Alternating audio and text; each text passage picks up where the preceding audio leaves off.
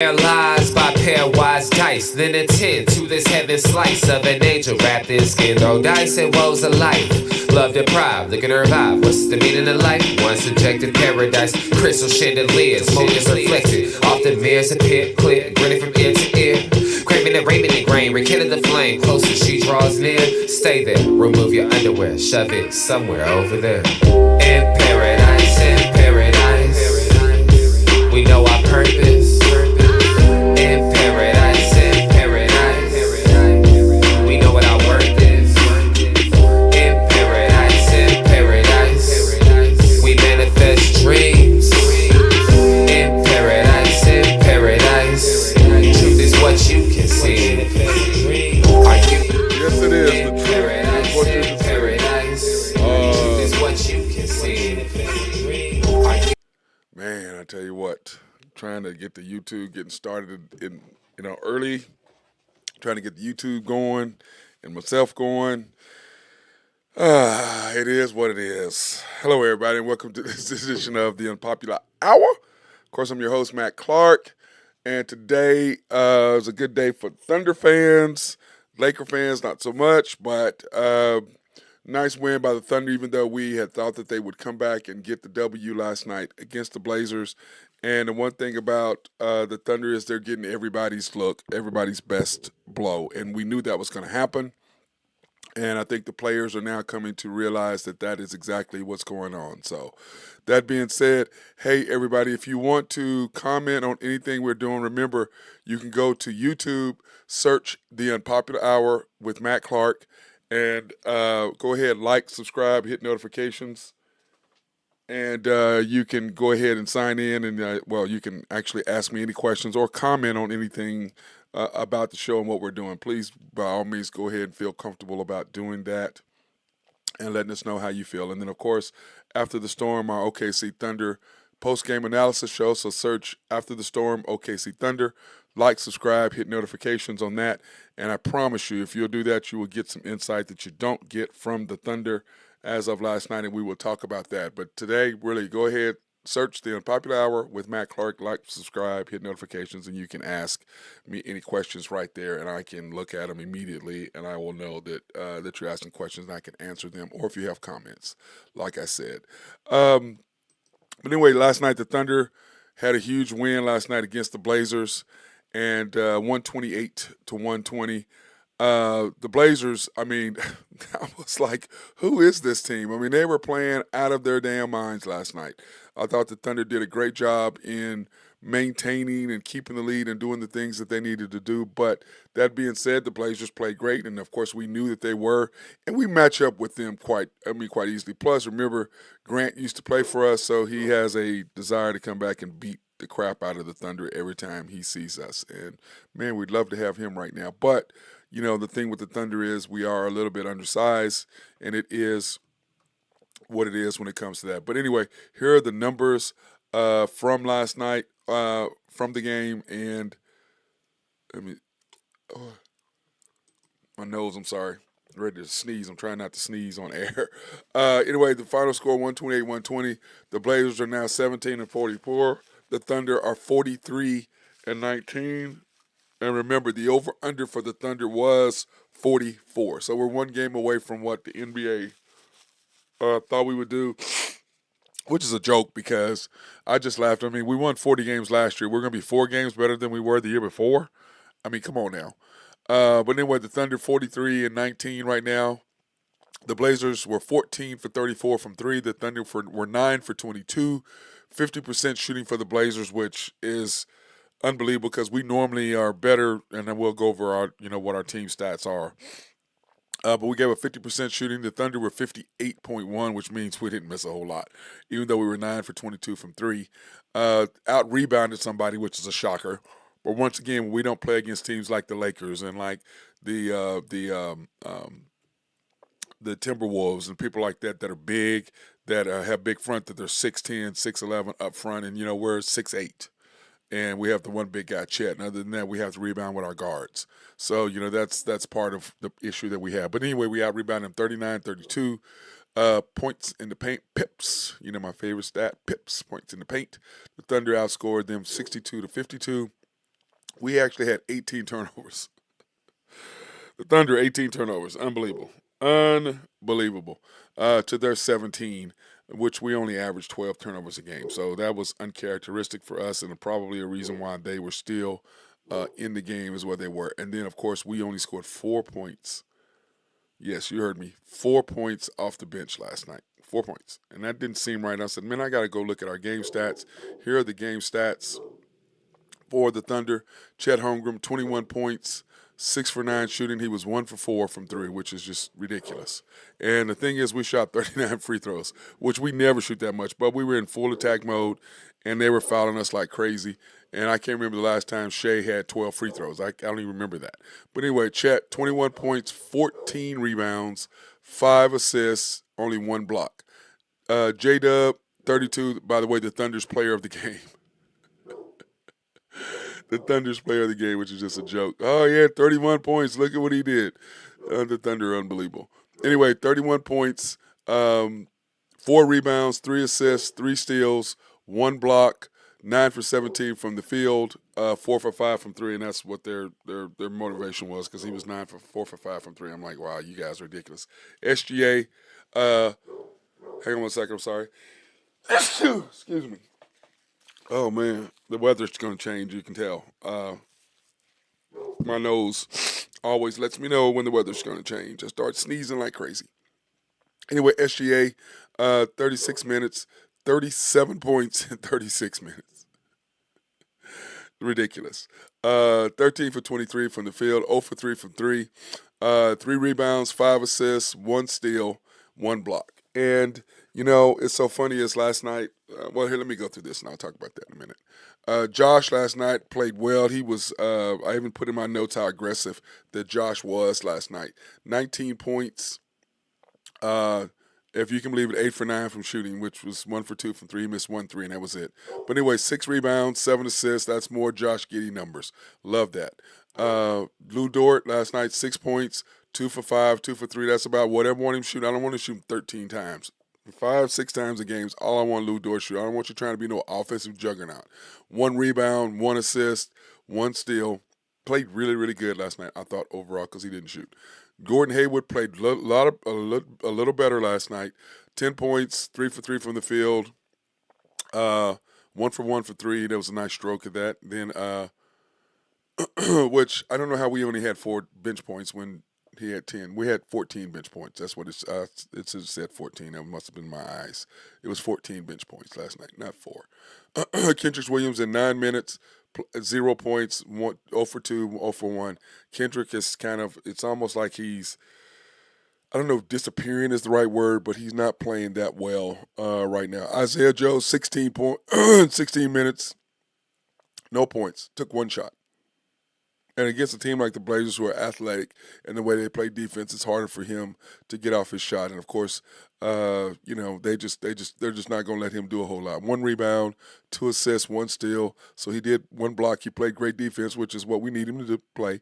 Aaron Wiggins, 17 minutes, only 2 points. He took 2 shots. Cason Wallace, 17 minutes, 2 points. He took 3 shots.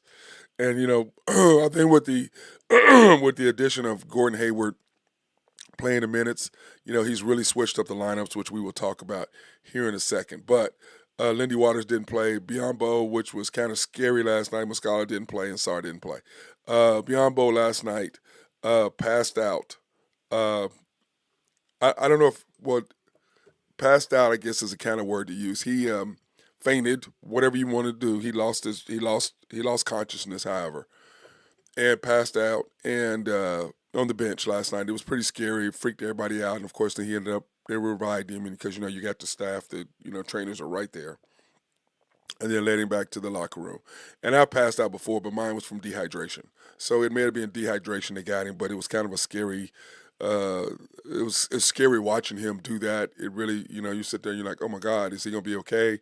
And so that was a scary thought last night by Biyombo, but I'm glad he's okay and he's recovering. So anyway, last night I got my notes. I was at Cat's Tavern last night watching the game, and by the way, Cat's is great. I'm glad it's starting to warm up because I can sit out on the patio again and smoke my cigars and watch the game, and then also I still do my shows from Cats when it warms up because I can sit out on the patio and we have people come up if they want to be on the air. We can, I'll allow them to be on the air with me and do that too. So we'll have a good time there at Cats when it warms up because there are some knowledgeable people who do watch sports there at Cats and can come on. And then of course our guy Ben Dillman, High Stick Harry, is works at Cats, so that helps too. But anyway, nice ball move early. I thought we were doing. Dort once again fouling a guy on a 3-point shot. I don't understand the whole how he does that. I just don't. I really don't understand how he does that. I just don't. SGA was just kind of passive as he always is, kind of early in games, letting J-Dub and Chet and them do their thing. And then with 5 minutes to go, when they sub out, that's when he does his work. That's just when he does his work. When J-Dub's off the floor and Chet's off the floor, he starts doing his work. Then Chet comes back on, and he does that. So it's 22-10. Also, and I've got in here, Josh can pass like no other. I've got in my notes like that. Dude, he is. I know people don't like him, but like I've said, I've told Nathan and everybody and talked to people, I said, dude, you got to give the boy a break. Not a boy, but you got to give the young man a break. I mean, he almost went to prison. He could have been in prison because of what happened. So you can't. I don't care who you are. You're about to face a prison charge. You're not thinking about anybody but yourself. And what's going on. I have a friend that's going through some troubles and stuff right now, and he is the exact same way. Completely changed who he is as a person. And so with Josh, you can see the same type thing with Josh, and that he wasn't really focused on basketball. But last night he was very aggressive, and I like it when he's in aggressive mode.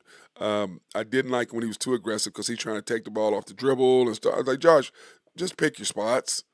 Don't try to do too much because you don't turn the ball over, which of course he did early last night. So it's 22-10 with 6 minutes to go. You got SGA, Isaiah Joe, Kendrick Williams, K-Rich, Kendrick Williams, Dort, and Hayward. And I don't, I understand what the coach is doing, but I don't like the lineup. And I told you our best lineup is SGA, Kaysen, Wiggins, Isaiah Joe, and it was Jay Will, but it can be Biombo, whomever, and Chet. That's your best lineup. But of course, he's mixing those. He's taking Kaysen and Wiggins and putting them now with J-Dub. Because people open your damn eyes and see what the hell the Thunder are doing. It's obvious what the hell they're doing. They're trying to promote J-Dub and build him up, and he ain't the dude. He's a 2. He's not a 1. It's just like last night when you're watching the 76ers. Tyrese Maxey is a 2. He is not a 1. If you watch, you can see who a 2 is and who a 1 is. J-Dub's a 2. He's not a 1. He's not a guy who's going to. It's like last night. He was the player of the game, and you go, oh, he does what he does, finishing off the game with a 3. He didn't finish off the game. He didn't really do a whole lot. But once again, the Thunder promoting him on volleys. That's what they do because, like I said, Oklahoma sports fans, when it comes to football, extremely knowledgeable. Basketball, not so much. And the Thunder are taking full advantage of that. Those of us who understand the game just laugh at it. We're like, did we watch the same game? What are you watching? It's just ridiculous. But I will say this last night. Hayward was way more aggressive. I did like that. And I was just frustrated a little bit. And he did put Kaysen in at the end of the first quarter. And he's trying to build a rapport with a different group of guys other than SGA because I see what they're trying to do. And like I've said many times on this show, they're trying to put J-Dub as number 1 guy. He's not. And they're trying to put him in there with Kaysen and Wiggins, which is what SGA normally does. Like I said, SGA, Isaiah Joe, Kaysen, Wiggins, and Jay Will or Chet. That's your 5. That group right there, they all play defense. They know the shoot. They give the ball to SGA. He does his work. And then it's so funny is at the beginning of the games, I'm watching the game, and J-Dub's always up there first trying to bring the ball up the court. Then in the second quarter, when the Thunder are up 32-27, it's J-Dub, Kaysen, Wiggins, Josh, and Chet. J-Dub ain't nowhere to bring the ball up the court. I'm like, why the hell aren't you bringing the ball up the court now? Everybody else is bringing the ball. You're running down the court. When the SGA's in the game, you're trying to run down there and get the ball so you can bring the ball up the court with him on there. So you're letting everybody know, look, I'm bringing the ball up. I'm the guy. That's what you're doing, dude. it ain't as obvious as hell what the hell you're doing. But at the end of games, who has every time the coach try to put the ball in your hands, something happens. Everybody forgets. Coach put the ball in his hands. What do you turn it over? And then what did SGA do? Come back and get the. They gave him the ball. He came down court and scored. Then J Dub hit a three. So it's like, dude, what game are you watching? He turned the ball. He is not the man, and you're trying to make him in the man. He ain't the dude. He's a two. He's not a one. He's a two. And my problem with the Thunder is this, dude. Play your people and play them in the best possible place to make us win. You're not making us win. You're creating chaos. You're creating drama. You're creating stuff that doesn't need to exist because you're trying to promote a guy, turn him into a number one. You did the same thing with Russell, and look what happened. You're doing the same thing with him. If he ain't the guy, I don't know what the hell you're looking at. I don't care about practice. I don't care about that. I'm watching the games, and I'm seeing a guy, and you saying, yeah, he's getting better, 100%, but he's a two. Some guys are two. They are great performers when they are not the man. And he doesn't have the handles, and I said that many, many times. He doesn't have the handles. He's too big, too long. He doesn't have them. Now, as he can work on the game and get better, yes, but he's too big and he's too physical. He's not smooth enough in order to have the handles to do what he needs to do. Now, 2 or 3, 4 years from now, he'll get better, but he's still who he is. Handles are something you can develop, but you either have them over a length of time. You look at SGA, you look at Steph Curry, you look at Kyrie Irving, you look at these guys with handles. They've been doing this for years. It's not something they wait to the end of the time and start picking up late when they get to the league. It takes a lot longer to perform and to process that. That's when I work on my kids now. Hey, left hand, left hand, left hand, left hand, left hand. And everybody knows what J Dub's going to do. He's going to go left and shoot a fadeaway about midway down the lane. That's what he's going to do. And what are they doing now? They're making him go right, and what's he doing? Turning the ball over. And you look at SGA, he can go left, right, hesitation, move. He's a scorer, and one is not. One is a number two, and he can score when the pressure's not on. But what happens when they start double teaming him? What they're doing to SGA? Because I promise you, they don't even go after him. They don't even guard him full court. They guard SGA full court every time. Other teams are showing you who they respect and who they don't. The Thunder is showing you who they respect and who they don't. So, Josh, I was saying, trying too hard, and my note, and I just said this, why isn't J-Dub bringing the ball up the court? SGA's in the game, you're down there every damn time. But when you're in there, why aren't you bringing the ball up the court? I've got that in notes. And then he's in there trying to make shots and do things. And I don't know how many air balls he shot. I mean, SGA shot 2 from 3. But I'm just saying, he shot 1 air ball 3 and then shot a mid-range air ball. But J-Dub's going down there trying to do scoops and trying to do stuff and shooting, not even, hitting the ball off the backboard hard. And I'm like, dude, you're trying to do things you're not capable of. You're not SGA. Just because he does it doesn't mean you can do it. He's trying to do up and unders and scoop reverses, and I'm just going, bro, what are you doing? I got my notes right here. J-Dub, why is J-Dub trying to do things he's not capable of? I have it right here in my notes. Now, if he'd have just did it once, I wouldn't have said anything, but he did it a couple times. He did, I believe, 3 or 4 times. I'm like, what are you doing? It's ridiculous. And Big Chet, he was the reason why we're in the game. Big Chet did work. He was doing work last night. And I still think, even though Wembanyama is better than him, no question about that, okay? My deal is this: how do you give Rookie of the Year to a guy who his team is basically in last versus a guy whose team is in second place, tied for first right now? Award should be based on, how good you are, 100%. But then what kind of team you're on and how is your performance uplifting the team? And right now, we're 1 game less win or 3 games more than we won last year with Chet. With what, 20 games left? We have 1 more win than we did last year. 3 more wins than we did last year with 20 games to go. Okay? And you're not getting Chet love. That just, I don't agree with that whatsoever. I don't. It's like the MVP thing.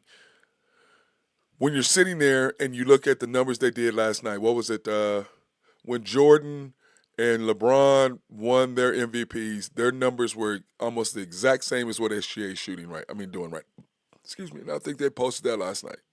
By the way, thank you, Bally's, for finally promoting SGA. Finally, what a shock. But anyway, I saw those numbers and I thought, wait a minute, what?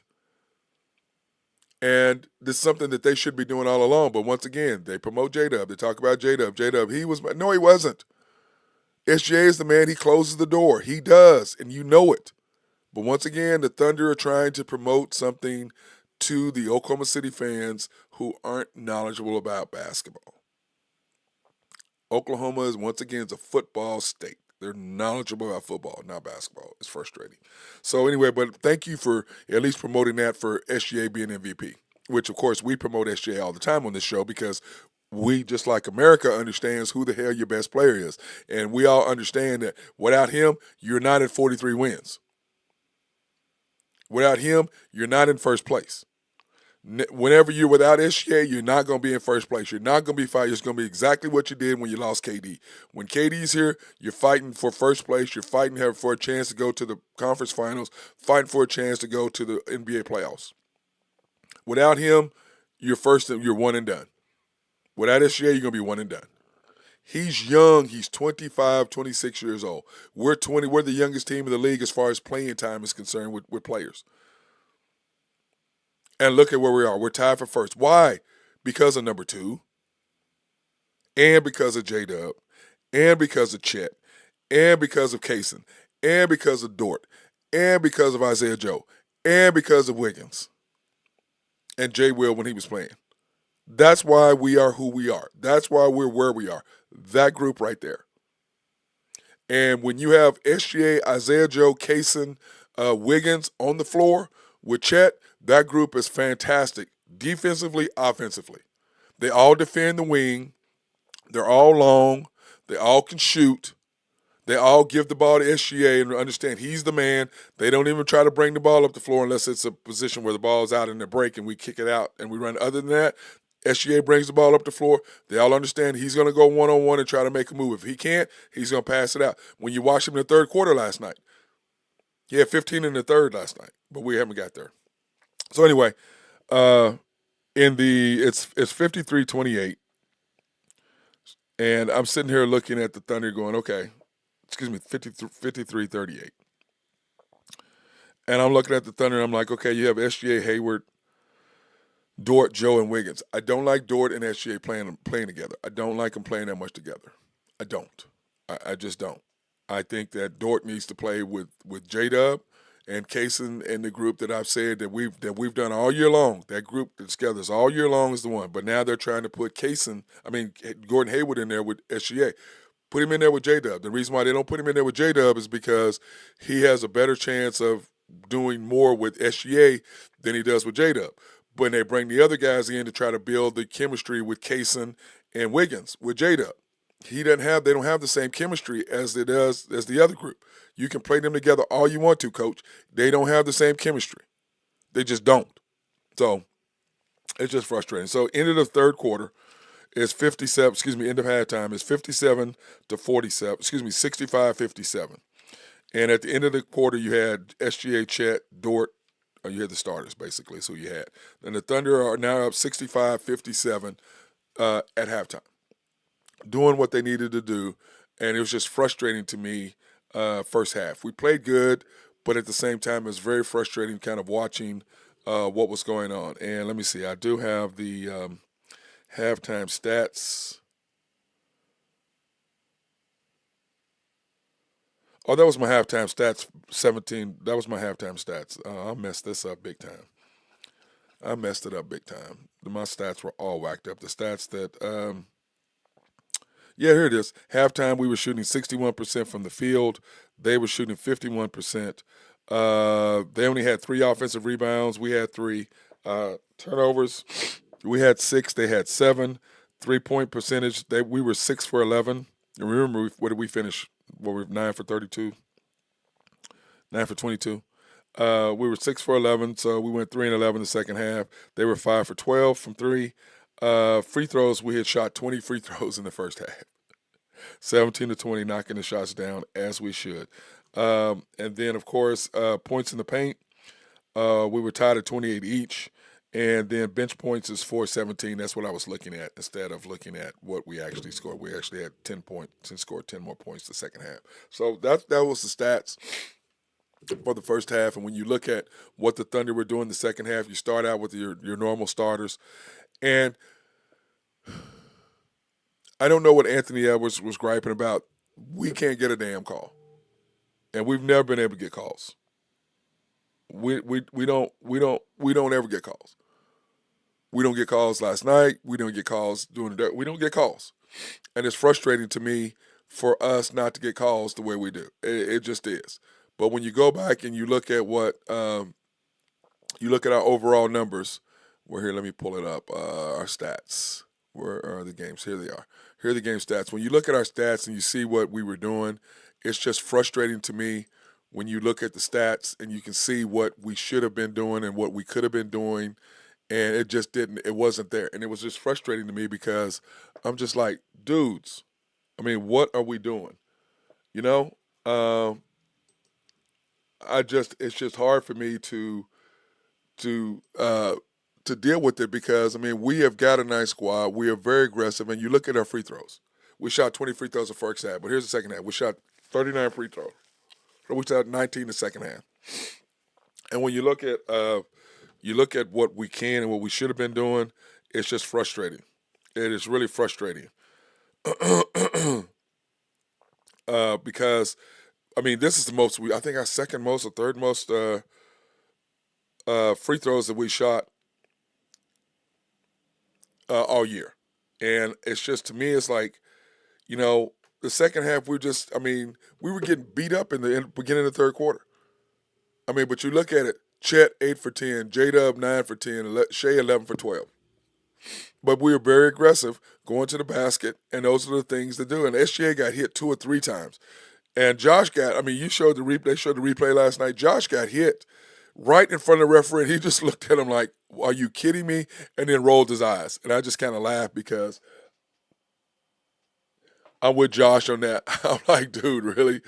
I just laughed because I'm like, seriously, no call right there? I mean, slapped clearly on the arm right in front of the referee, but once again, they don't give us any calls. And then our out of bounds plays, Dagnall, like I said, our coach, to me, this is how I feel about him.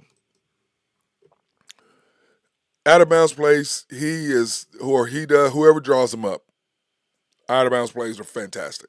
They're unbelievable. And with Josh throwing the ball in, he's a magician. He's a magician when it comes to out of bounds plays. It's just unbelievable.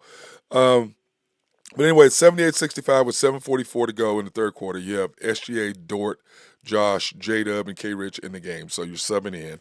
And then when J-Dub comes out, it is 78-70 with SGA, Joe, Isaiah Joe, K-Rich, Gordon Hayward, and Lou Dort.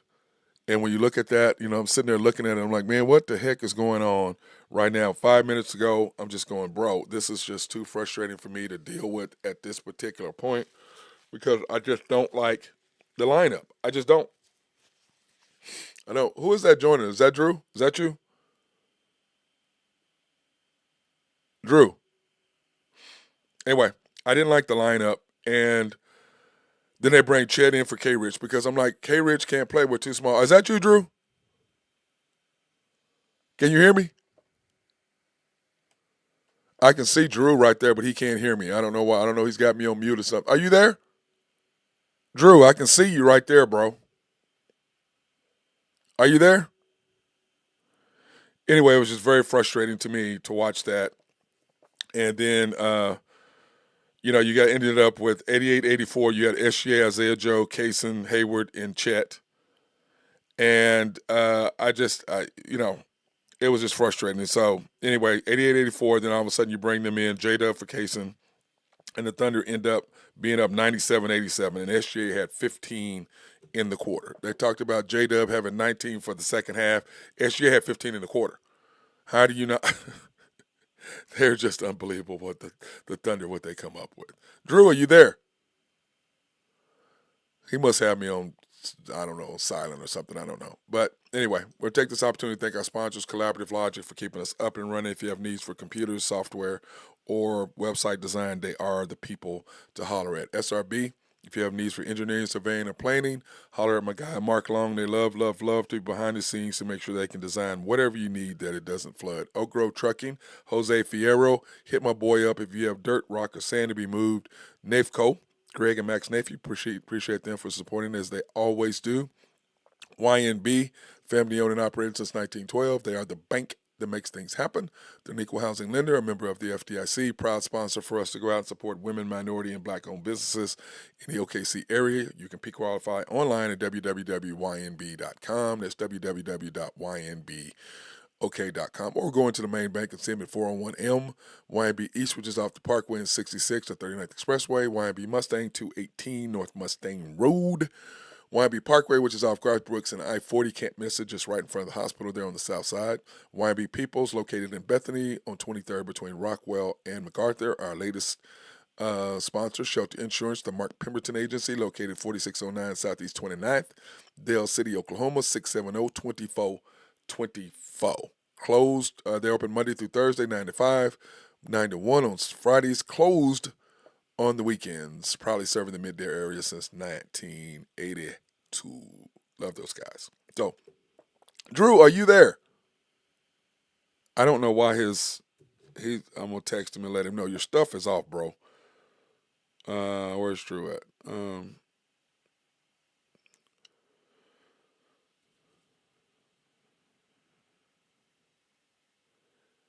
Sorry, I'm texting Drew to let him know I can't hear him. And so, anyway, I can see him, I just can't hear him.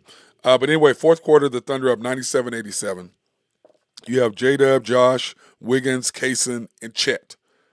And once again, Wiggins and Kaysen are normally with SGA, but they're switching it up and doing the best they can to try to make that lineup go. And then on top of that, he's trying to put Gordon Hayward with SGA because SGA is a driver and let Gordon Hayward shoot threes. But, to me, that takes away from what you really need to do as a group.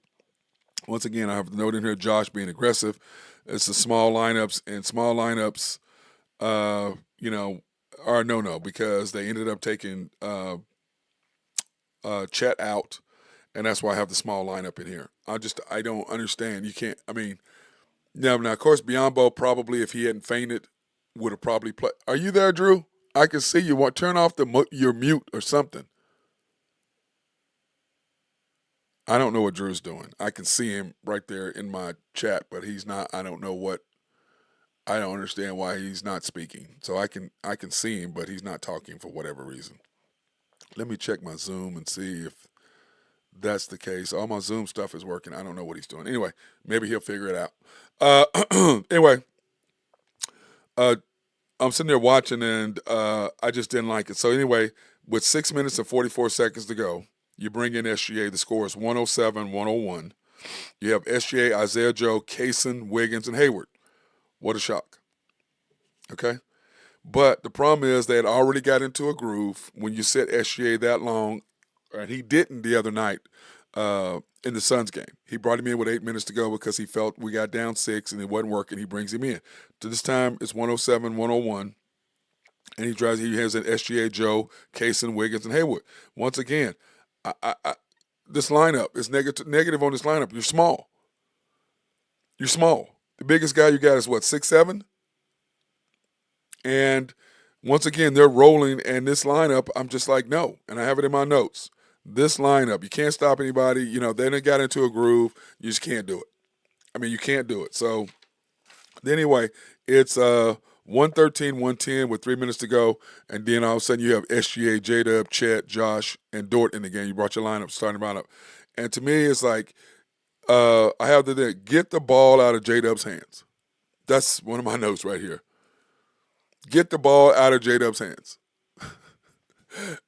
He is not the dude, Thunder. No matter how much you want to dress him up, he's not the dude. He is just not. And I know you're trying to dress him up. I know you're trying to make him the guy, but he's just not. And I have a note right here. Get the ball out of J-Dub's hands. Put the ball in SGA's hands and let him do work. And I was sitting here and I've got SGA got hurt last night. It looked like, I don't know if he twisted his ankle, he messed up his hip, but something is wrong. I don't know. He was limping towards the end of the game. And, it was kind of hard to watch him. Something was bad. But Anyway, Josh to the rescue is what I have over here. Josh made some big shots. He was 8 for 9, like I said. Made big shots last night. He was in aggressive mode, and I like Josh when he's in aggressive mode. And I've said this at the beginning of the year, end of last year, all last year, and the year before. When Josh is aggressive, the Thunder are a way better team when he's aggressive. And then I had this that J Dub is not the dude. He's not the savior. He is not. He is not the guy. And I've got that right here in my notes. And it's just frustrating to me. J Dub was the player of the game. I got to laugh out loud. He said he had 19 points in the second half. SGA had 15 in the third. He had 15 in the third, which is the when we made our run. And the Thunder are just amazing to me. But the Thunder did take care of business, 128-120. But they are such a freaking joke, and they have not clearly learned their lesson from the KD slash Russell thing. They have not learned their lesson clearly. They're trying to make somebody be a two, and he's not. Russell is not a one. He's never been a one. He's not. He's just not. It's not who he is. He's a two or a three. It's what he is. He's not a one.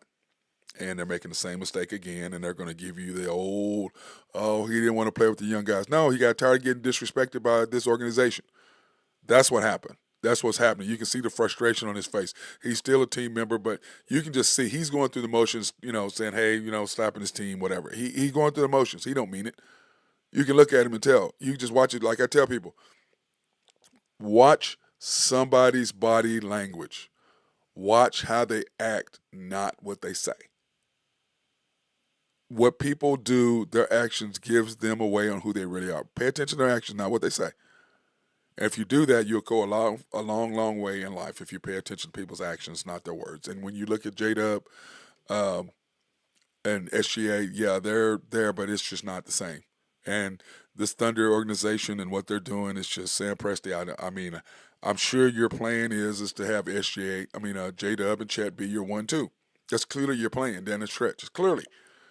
That's your plan.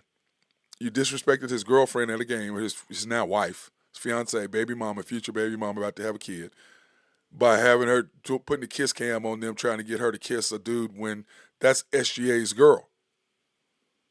How do you not know, as an organization, who the hell your best player's girlfriend is or fiance, or any other player's girlfriends or wives are? How the hell do you not know that? That should be something that's known throughout the organization. Who the hell is dating who? And for whoever your cameraman is that kept doing that, an announcer, y'all are trash. Trash. So, Drew, are you there yet? I guess he's not. So anyway, it's just frustrating to me for that. But speaking of all that, the Thunder did take care of business, which means here are the the NBA standings at this point as of last night. The T-Wolves 43-19. The Thunder, of course, winners of two, not one in no winners of one in a row. That's right, 43-19. The Nuggets are coming. They're only one game back, 42-20. The Clippers, and in fact, the Nuggets got to get. We're going to go over that here in a minute too. The Clippers 40-21. I don't know how the hell they won their game last night, coming back from 20 down. Well, actually, I did. I watched that game and watched them with the Rockets. The Rockets just gave them that game away last night. Just gave them the game. It's just, but of course, that's the Rockets, and what do you expect? That's what you expect out of them. Sorry about that. Clippers 40-21. Like I said, they came back and won. The Pelicans 37-25, winners of two in a row. Only 6 games back. The Suns 36-36, 7 games back. The Kings 35-26, 7.5 games back. 4 winners of one. But the key is this: from 5th place to 10th place, the Lakers, in fact, are 10.5 games back, not 9.5. But this is what I look at right here: 5th place through 10th place are 4.5 games. That's it. So anybody can go anywhere. The Warriors are now winners of one in a row. The Lakers are still up and down. They're dominant against the Thunder, but it's about who they play. And LeBron is hurt last night. His aggravated ankle come back to bother him, and it's just that could be the end of the Lakers, because if he's hurt at all at 39 years old, yeah, it's the Lakers. I disagree with Drew right now. With him hurt, they're not going to make it. I just don't see that happening. But anyway, when you look at that, the Pelicans, Suns only one game from 5th place. Okay, 1 game out of fifth. The Kings are 2.5 out of fifth place. Excuse me, 1.5 out of being in fifth. The Mavs are 3 games out of fifth place. The Warriors are 4 games out of fifth place, and the Lakers are 4.5. That's for should be 10.5, not 10. Out of first place, fifth place. So that's how scary it is. So of those 5 teams, any of those teams could be in the playoffs. 6 teams. Any of those 6 teams could be in. The Pelicans, the Suns, the Kings, the Mavs, the Warriors, Lakers are all could be in the play-in, depending on what happens towards the end. And when you look at the games today, well, actually, let's look at last night, and look at the games last night. The Grizzlies beat the 76ers, and once again, that's the point I was making about Maxey being a 2, not a 1, just like J-Dub, he's a 2, not a 1. Thunder trying to make him, he's just not that guy. The Cavaliers, and you look at them and the Hawks, big game by them winning without Trey. I still think Trey needs to get out of there. I just think he does. The Clippers beat the Rockets. Like I said, I don't know if you watched that game, but the Rockets just folded. I mean, absolutely folded down the stretch last night. Once again, they're young and they're a couple years away, and I think they'll get it fixed. The Jazz lost by 2 last night. We needed them to get a W. The Warriors just killed the Bucks. Remember, the Warriors got beat 50 the other night by the Celtics, and they come back and win by 35 against the Bucks. And the Warriors, they're a scary team, but I just don't think they can consistently in a 7-game series do that 4 games. I just don't. I think they can do it a couple games, but I just don't see them being able to play that where they can stay up and do that on a consistent basis in the West. I just don't see it. The Thunder, of course, beat the Blazers, and then the Kings beat the Lakers 130-120 last night. And that was, I don't know if you watched it, but the Kings just did whatever the hell they wanted against the Lakers. And then, of course, LeBron was hampered, but the Kings just took care of business, and that's what's so scary about the West right there. You just don't know. From day to day, because depending on who you're playing, depends on what's going to happen. And so tonight, what do we have? The Timberwolves at the Pacers, okay? And remember, Big Cat got hurt. So we don't know something with his meniscus, and I had a meniscus issue myself in college. So we'll see how that works out. What's going to happen with that? That's a bad thing for the Timberwolves because they need the Big Cat because he's a matchup nightmare because he can knock down the 3 and do all the things that you need to do. So it's just kind of scary for that. Then of course the Heat and the Mavericks at Dallas. That's a huge game for the Mavs. They've got to be able to win. They can't continue. They've got to get this W. They can't do that. They need a win bad, and the Heat need a win too. The Raptors at the Suns tonight. That's going to be a must-win for the Suns. Then you've got the Spurs at the Kings, and they're playing really well. Wemby's got those guys playing well, but I don't see them, even though the Kings come off a big win against the Lakers, I don't see them really stepping up and doing it again. Celtics at the Nuggets, oh my goodness. Is this a pre-match or a prelim or pregame to what could happen in the finals? Everybody believes these two are going to be in the finals against each other. We shall see how that works. But anyway, I'm interested to see what's going to happen in the Celtics-Nuggets game tonight. That should be a good one. And then the Bulls and Warriors, the Warriors should handle the business. But the Celtics and Nuggets is huge, and the Timberwolves at the Pacers. So the Celtics on the road against the Nuggets, and they just gave away a game the other night against the Cavaliers. So I think the Celtics will be laser focused. I think the Nuggets will be focused as well simply because they understand the magnitude of where they're at. And we just showed you the standings. They're only 1 game out of first of what they got. And you got the Timberwolves and the Pacers, huge games for that. And then when you look at the Thunder and what the Thunder have coming up, you'll see the advantage that we have. Okay, you have the Blazers, which you won. Now you have the Heat on Friday night at home. You have the Grizzlies at home Sunday. Then you have the Pacers at home Tuesday. And then you have the Mavericks at home Thursday. Now, of course, Randy and them will be in Kansas City, so they won't even be Drew, Randy, the commander. They'll be in Kansas City for that. So when you look at what the Thunder, the next 4 games, like Drew and I said yesterday, we were talking 3-1 minimum. You got to go 3-1. You need to go 4-0. But you got to go minimum of 3-1. Hopefully 4-0. Then you have the Grizzlies. That should be 5-0 or 4 or 5 or excuse me. There should be 3-1, 4-1 or 5-0. The Jazz at home should be 6-0, 5-1. At the Raptors and at the Bucks is going to be tough. Okay, it's hard to go up there in Toronto and win, but I think SGA being back in Canada Dort being back in Canada should help the Thunder in that matchup right there, I believe. And then at the Bucks, it's just going to be a scary win, scary deal for us. But over these next games, the Thunder the Heat. That's going to be a tough game. The Grizzlies, Pacers, Mavs, all at home, and you have to protect your home court. So everybody, get your butts out there to the game and support the Thunder and be there. You got to do it. And then you got the Jazz and Raptors and Bucks. So the Thunder have the next 7 games. The Thunder should be 5-2, 6-1. 7-0, I love that, but 6-1. If you're 6-1, you're sitting really pretty, being in first place. You should be in first place if you're 6-1. 5-2, you're going to be, first, second, right in there. But 6-1, which we could easily accomplish doing this. 7-0, we could do that, but it's going to be hard when we beat the Heat, beat the Pacers, beat the Mavs, and beat the Raptors Bucks. That's going to be a hard task, but we can get it done if the coach plays the right lineups and do what he's supposed to do. So.